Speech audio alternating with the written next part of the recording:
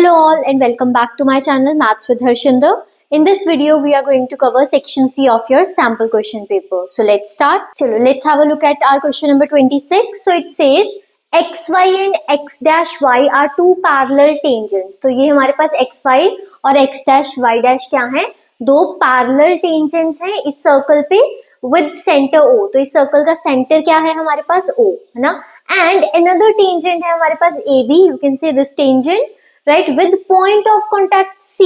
तो इसका point of contact है C, तो C point पे tangent form कर रहा है और ये जो हमारा tangent है intersect कर रहा है XY को at a point A and X dash Y dash को intersect कर रहा है at a point B, right? So we have this figure given in the question.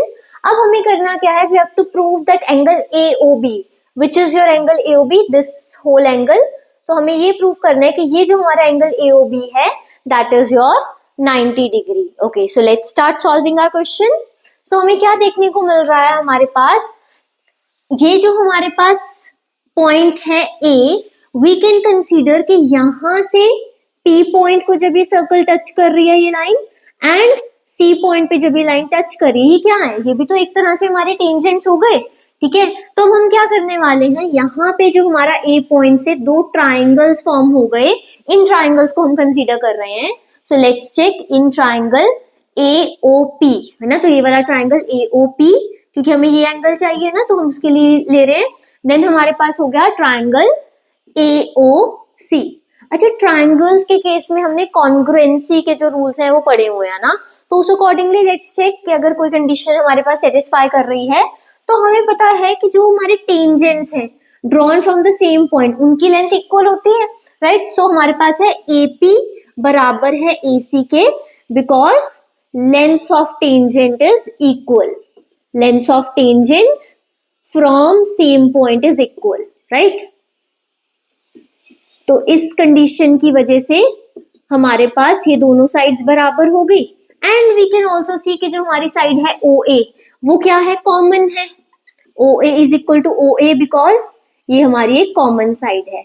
And finally हमारे पास जो है साइड OP और OC, ये क्या है? ये रेडियस ऑफ अ सर्कल है, तो ऑब्वियसली ये बराबर है, OP बराबर है OC के, बिकॉज इट इज रेडियस. तो हमें क्या पता चला? By side side side congruency ये जो दोनों ट्राइंगल्स हो गए हैं हमारे, वो क्या है? Congruent, right? By SSS congruency triangle AOP congruent है टू ट्राइंगल AOC. तो अगर ट्राइंगल्स कॉन्ग्रुएंट है तो जितने भी हमारे बाकी पार्ट्स हैं ट्राइंगल के, इन साइड्स के अलावा, वो भी क्या होंगे? इक्वल होंगे ना.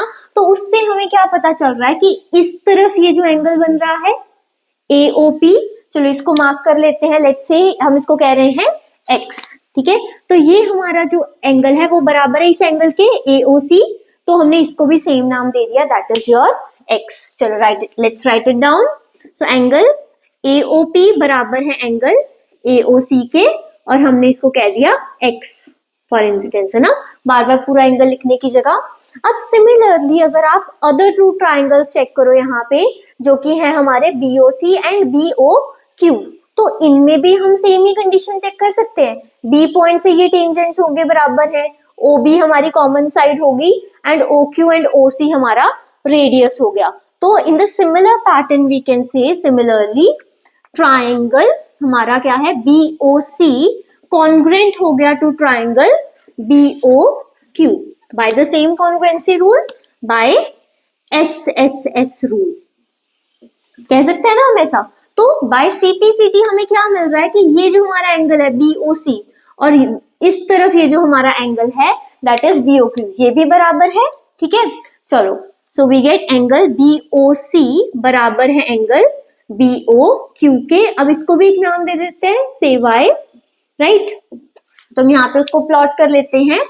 तो ये हमारे पास एंगल हो गया Y और ये भी Y. अच्छा, अब ये चारों एंगल्स किस लाइन के ऊपर बन रहे हैं? वैसे ये चारों एंगल्स हैं PQ लाइन के ऊपर, और PQ क्या है? O से P रेडियस है, O से Q भी रेडियस है, तो मतलब PQ लाइन हमारी डायमीटर है. एंड डायमीटर एक सर्कल को कैसे मीट करे? वो 0 पॉइंट पे, O पॉइंट पे कितना एंगल बना रही है? 180 डिग्री है ना. ये स्ट्रेट लाइन हो गया हमारा डायमीटर. तो यहाँ से हमें पता चला कि जो चारों एंगल्स का सम है वो कितना है? That is 180 degree. तो हमने लिखा since PQ is a diameter, तो हमारे पास ये जो एंगल आ गया POQ, ये किसके बराबर है 180 डिग्री के, तो ये स्ट्रेट एंगल हो गया। तो POQ किन एंगल्स के सम से बना है, ये बना है angle AOP plus angle AOC plus angle BOC plus angle BOQ बराबर आ गया हमारे 180 डिग्री के। अच्छा, इन दोनों एंगल्स को हमने क्या कंसीडर किया था x, इन दोनों एंगल्स को हमने क्या कंसीडर किया था y, तो ये इन सब का सम बराबर है 180 डिग्री के। सो we gate 2x plus 2y बराबर है 180 डिग्री के, जिससे हमें मिला x प्लस y बराबर है 2, हमने कॉमन निकाल लिया और उधर जाके डिवाइड कर सकते हैं, तो हमें मिल गया 90 डिग्री। और x और y थे क्या, अगर मैं यहाँ पे देखूं x और y हमारे पास क्या है, तो angle AOC plus angle BOC के बराबर है x और y, हमने यहाँ पे जो एज्यूम किए थे, ठीक है। तो ये बराबर हो गया 90 डिग्री के।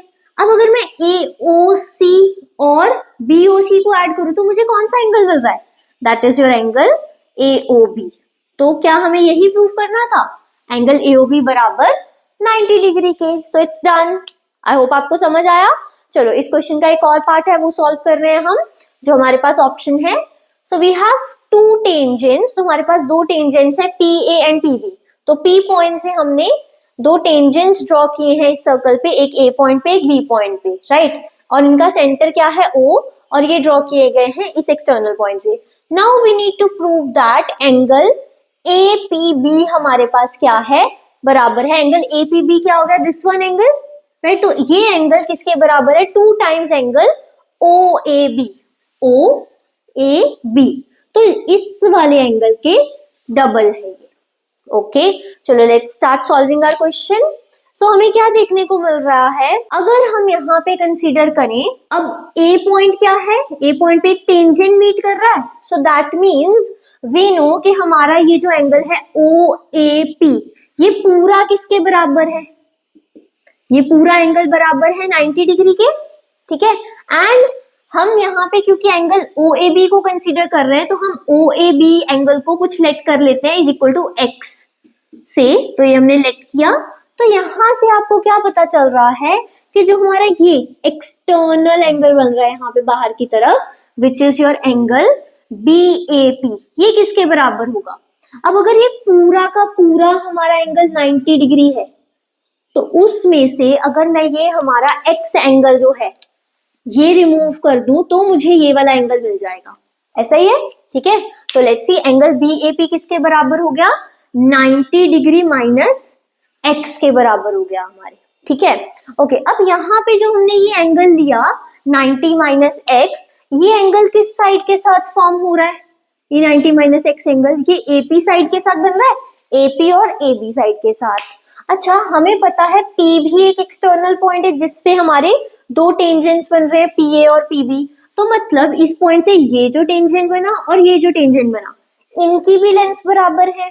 तो एक तरह से क्या हो गया, हमारा ट्राइंगल APB एक आइसोसेलेस ट्राइंगल हो गया, राइट। तो इससे हमें क्या पता चलता है, अगर APB हमारा ट्राइंगल आइसोसेलेस है, तो since triangle APB is an isosceles triangle,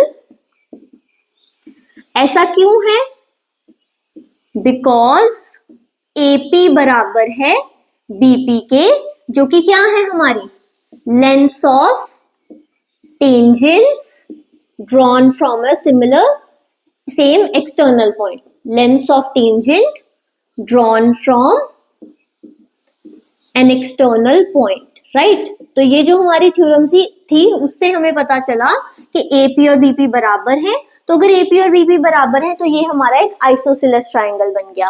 और हमें पता है एक आइसोसेलेस ट्राइंगल में अगर ये साइड्स बराबर हैं तो ये एंगल्स भी बराबर होते हैं, right. This one angle BAP बराबर है एंगल ABP पे, है ना। तो A और B पॉइंट पे जो एंगल्स बन रहे हैं वो बराबर है। एंड क्योंकि हमारा एंगल BAP किसके बराबर था 90 माइनस एक्स, तो ABP भी किसके बराबर हो गया 90 माइनस एक्स के बराबर हो गया।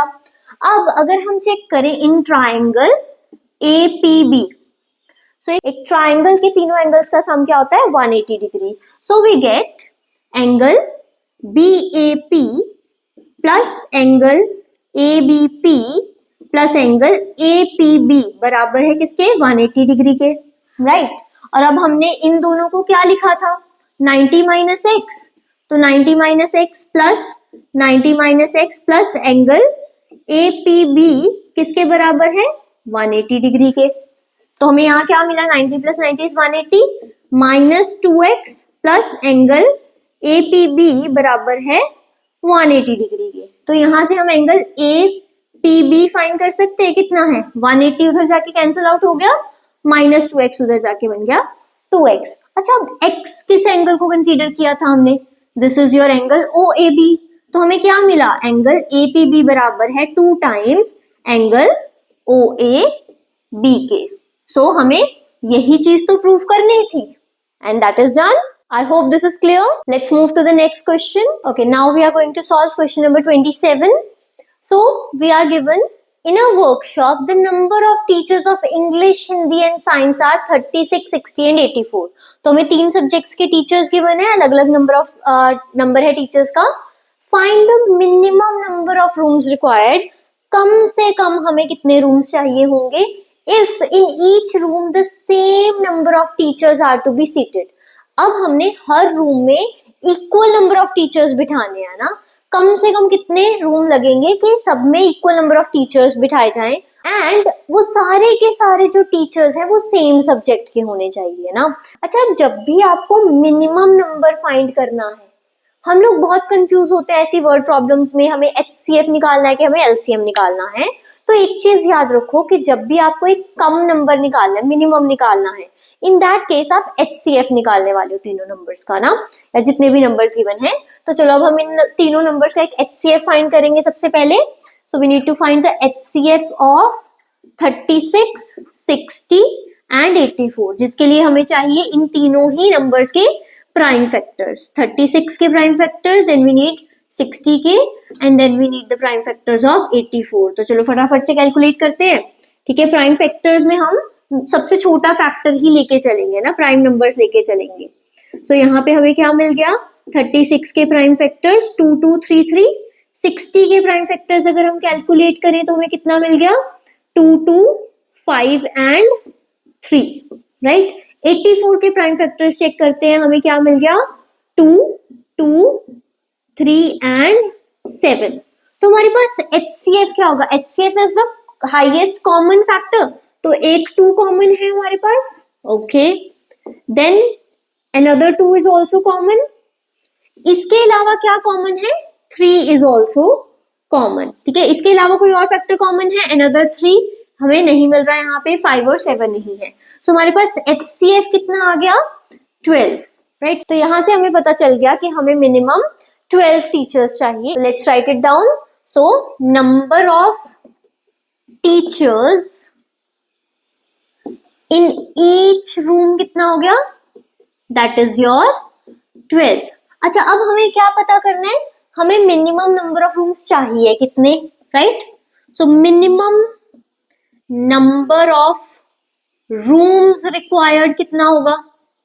अब टोटल जितने टीचर्स हैं, है ना, जितने भी टीचर्स टोटल हैं उनको हमने 12-12 करके एक रूम में डिवाइड करना है ना। So minimum number of room requires को अगर आप मल्टीप्लाई करते हो number of teachers in each room, तो हमें क्या मिल जाएगा, वो बराबर होगा हमारे टोटल टीचर्स के काउंट के, right. So minimum number of rooms, जितने भी रूम्स है, मान लो हमने 5 रूम लिए और हर 5 रूम में हम वो रूम टीचर्स डिवाइड करें 12, तो वो टोटल सारे टीचर्स बनने चाहिए ना, हमें सारे टीचर्स को अकोमोडेट करना है।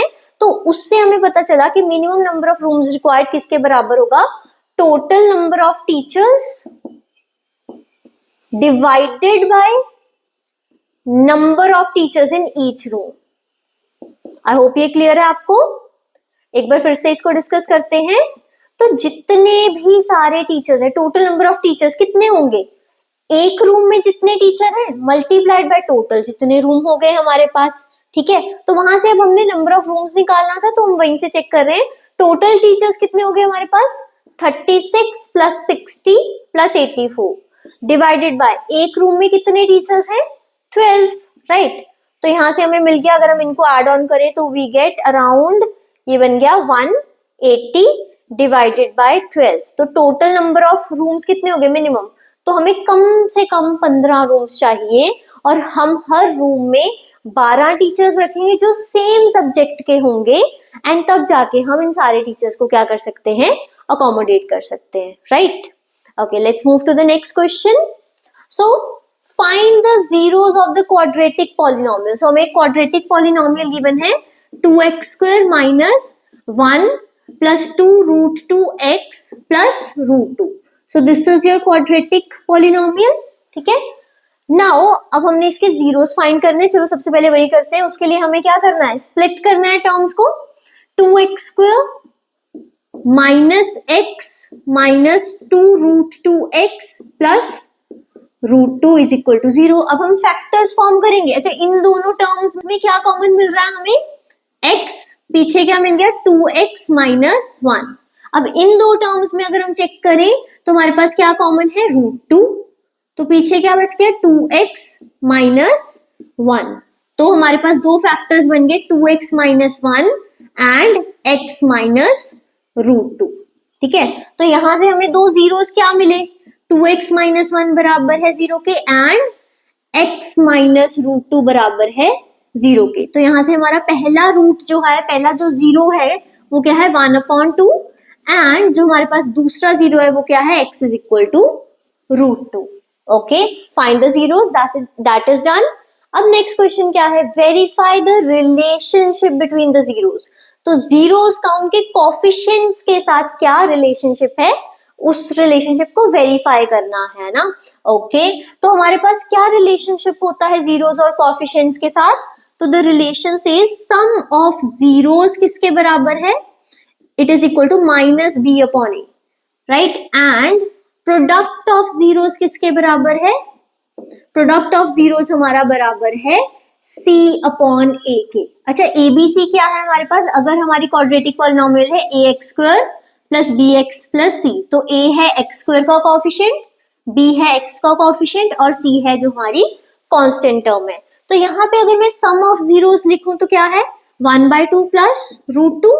अब ये बराबर है माइनस b, कितना है हमारे पास माइनस b, b में भी माइनस है तो ये प्लस बन जाएगा एंड b कितना है 1 प्लस 2 रूट 2, ठीक है, अपॉन a कितना है हमारा 2। तो लेट्स चेक क्या ये बराबर है, यहाँ पे हम डिनोमिनेटर सेम कर लेते हैं, 1 प्लस 2 रूट 2 बराबर है 1 प्लस 2 रूट 2 अपॉन 2 के। So yes this is equal, तो हमारा ये रिलेशन तो वेरीफाई हो गया। Now let's check this one, product of zeros. तो 1/2 को जब हमने मल्टीप्लाई किया रूट 2 के साथ तो क्या ये बराबर है c अपॉन a के, c है हमारा रूट 2 अपॉन a कितना है 2, सो 1/2 इंटू रूट 2 वही है रूट 2 अपॉन 2, ठीक है। तो yes this is equal, done. So यहाँ से हमारे जो रिलेशनशिप्स हैं वो भी वेरीफाई हो जाते हैं, ठीक है। Please like, share and subscribe and if you have any doubts you can comment and you can also reach out on my Instagram handle. Thank you.